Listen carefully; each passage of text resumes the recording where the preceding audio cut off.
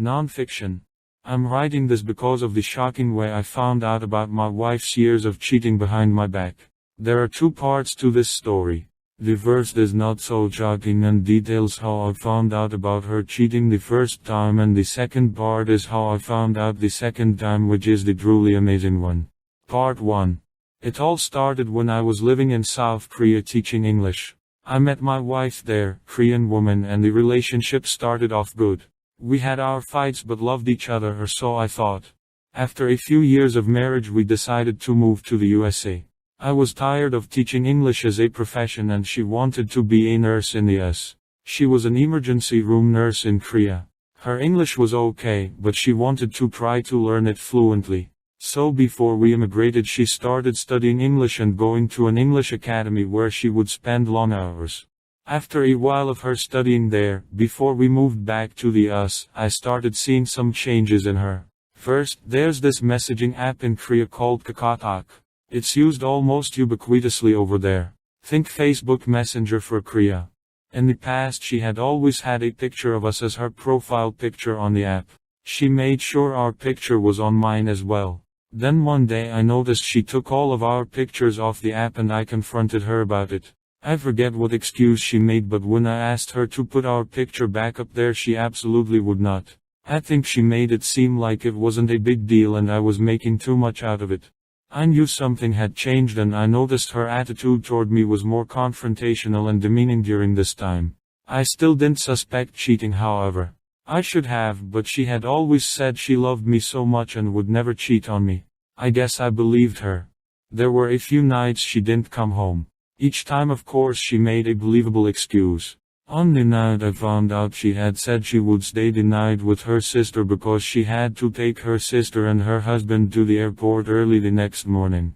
This was probably the third or fourth time I had to stay at the apartment by myself, and that night I started feeling lonely, so I messaged her on KakaoTalk. Not only did she not answer my texts on Kakao, I could tell she never even read them because on the app it lets you know if the message has been seen or not. Later I found out that she had blocked me, so she never even received the messages. I called and got no answer. I waited a bit longer and called again. Still no answer, of course. Also on Kakao it will show you who's currently on the app. I saw that her sister, who she said she would stay with, was on the app. I called her sister and asked if she was there and explained that she had told me she was staying there tonight. Her sister seemed shocked, and you could tell by her tone and answer that she didn't know anything about this. She hadn't seen my wife and didn't know where she was. I didn't know this at the time, but after my phone conversation with the sister called my wife and wanted to know what was going on. My wife probably lied to her as she did to me, but her sister did convince her she needed to call me. So my wife calls me and I was pissed because I knew she had lied to me. I told her she better get home now or our marriage is over. Upon arriving home she told me to get in her car and started spinning a tale, which she probably told her sister too, about not wanting to tell me, but that she was out clubbing with some single girlfriends. She made it sound like she was just helping them hook up with guys and wasn't looking for anybody herself. I said, "Give me your phone," and basically yanked it out of her hand. I opened the KakaoTalk app and clicked on the first conversation and started going through it, snapping pictures. Only then did the real truth come out. The messages I had been taking pictures of were from a teacher at the English academy she had been attending. I only had a few pictures before she took the phone back, crying, asking me to please stop because she didn't want to hurt me more. But the pictures I did have definitely told the story. They had a sexual relationship and he is who she was with that night. So she confessed about having liked him and having an affair with him. I was pretty devastated. We were literally a month away from going to the US together. Her green card had already been approved. And I really didn't have anyone over there for support. You see, in Korea English teaching is usually temporary. The academies give native English speakers 1-year contracts and most people go back to their home countries after 1 or 2 years. By the time I had been married for 3 years and didn't really get out much. Most of the friends I had were long gone by then. She begged me to forgive her and said she was sorry and it would never happen again. You know the drill. At first I said no way. I'm going back alone. But I was completely distraught. It's like my whole world had crashed. After a while I just couldn't bear the thought of that 18-hour plane ride alone. I was truly a mess. So I decided to give her a second chance. We stayed together and came back to the USA. Part 2. The first year back was pretty rough. Trying to get a job outside of teaching with a resume limited to time teaching in Korea was not easy. I ended up surviving mostly doing DoorDash and some part-time work. Then we were forced to move in with my parents due to financial constraints. There I got a job at a really good company that I had worked at for a year before I went to Korea. If I was smart, we would have stayed with my parents for a while at the outset and got a job there. Anyway, after working there a year, my wife got a job there too. Now, both making a good income, we moved into our own apartment. Things seemed to be going well. However, we still had occasional fights and sometimes it seemed like she was deliberately pushing me away. Some of the things she would get mad about, I would scratch my head and be like, why in the hell is she complaining over this? One time I remember, I always used to leave my Monster Energy cans by the sink so I could dump them the next time I did dishes. Usually I never finished the whole thing and would just leave them by the sink. She never, that I remember, said anything before about not wanting me to do that. But one day she just got angry and said in an angry tone something to the effect, why do you leave those there? I told you not to do that. Dump them in the sink right now or next time I will pour them all over your pillow. When she got angry she was very demeaning towards me and said some nasty things. She would apologize later, but due to our continued arguments and distancing, we did decide to get divorced around fall of 2024. She had been going back to Korea for a few weeks to visit her family and friends almost every year since we moved to the US. That year, 2024, she was going back in the winter.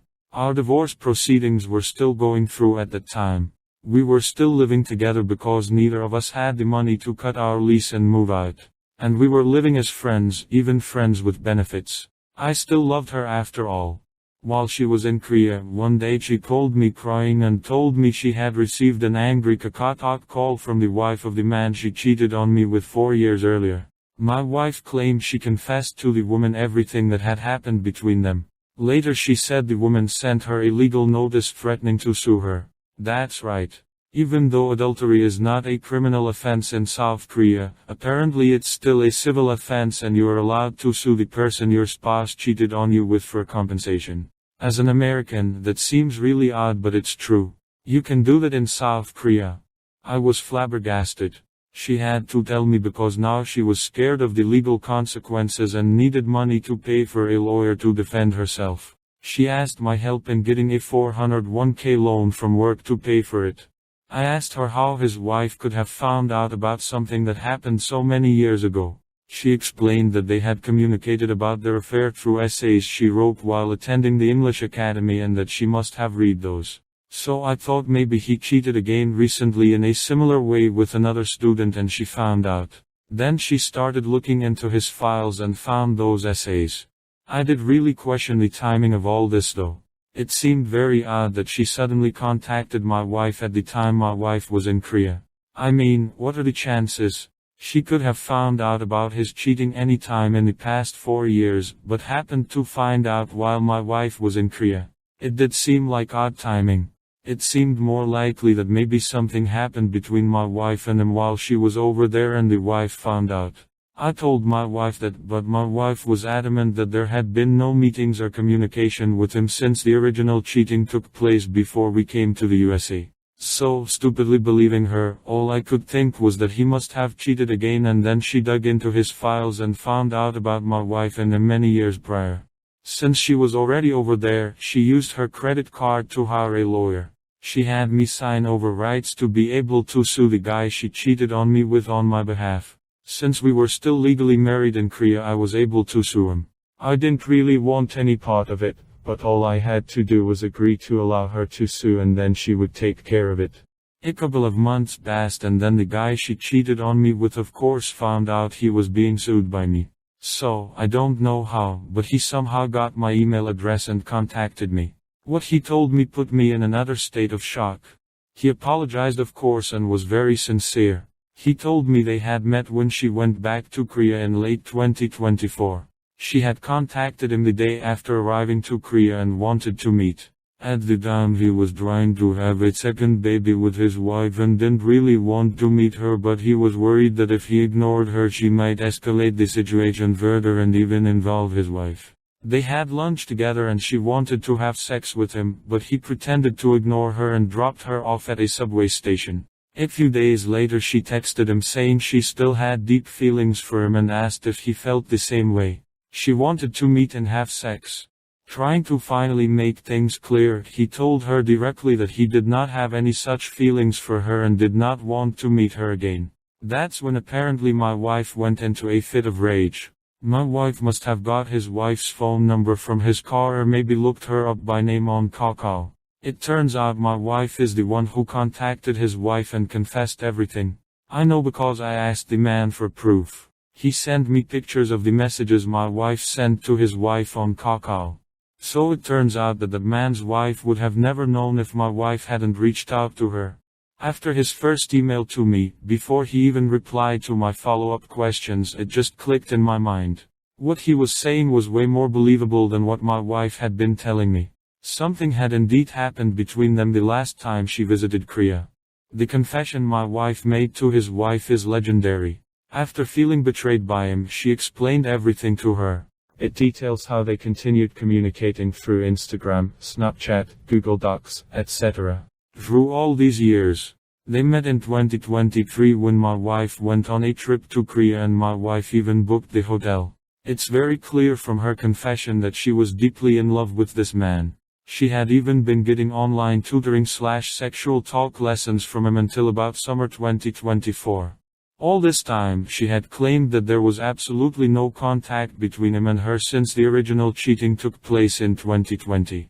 Now, armed with the proof and still in shock, I knew I had to confront my wife and give her one last chance to confess. So I told her that something's been bothering me. I explained that the timing of his wife finding out about their 4-year prior cheating while my wife was in Korea just didn't sit right with me.